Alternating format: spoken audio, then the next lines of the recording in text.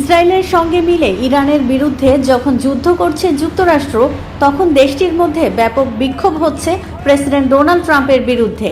সেই দিকটি দেখিয়ে যুক্তরাষ্ট্রের প্রশাসনকে অভ্যন্তরীণ অস্থিরতার দিকে মনোযোগ ঘোরাতে বলেছেন ইরানের প্রেসিডেন্ট মাসুদ পেজেশকিয়ান।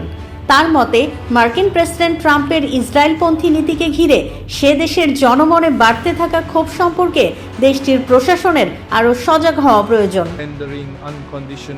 যুক্তরাষ্ট্র ও ইসরায়েলের সঙ্গে 1 মাস ধরে যুদ্ধ চালিয়ে যাওয়ার মধ্যে গতকাল রবিবার সন্ধ্যায় সামাজিক যোগাযোগ মাধ্যম এক্সে একটি পোস্ট দেন পেজেশকিয়ান। সেখানে তিনি যুক্তরাষ্ট্র জুড়ে গত শনিবারে নো কিংস বিক্ষোভের কথা তোলেন। ইরানের প্রেসিডেন্ট দাবি করেন, মার্কিন সমাজের একটি অংশ এখন দেশের নীতি নির্ধারণে বাইডের প্রভাব নিয়ে ক্রমে হতাশ ও ক্ষুব্ধ হয়ে উঠছে।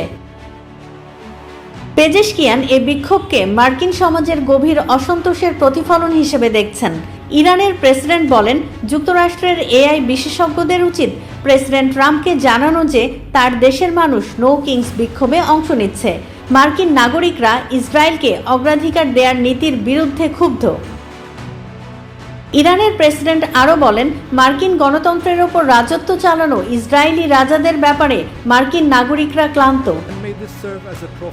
গত 28 ফেব্রুয়ারি যুক্তরাষ্ট্র ও ইসরায়েল যৌথভাবে ইরানে হামলা শুরু করে। হামলার শুরুতে ইরানের সর্বোচ্চ নেতা আয়াতুল্লাহ আলী খামেনি, কয়েকজন জ্যেষ্ঠ সামরিক কর্মকর্তা ও বেসামরিক নাগরিক নিহত হন।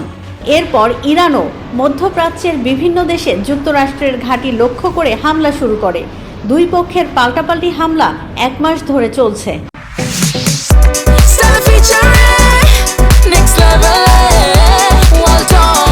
Side by side fridge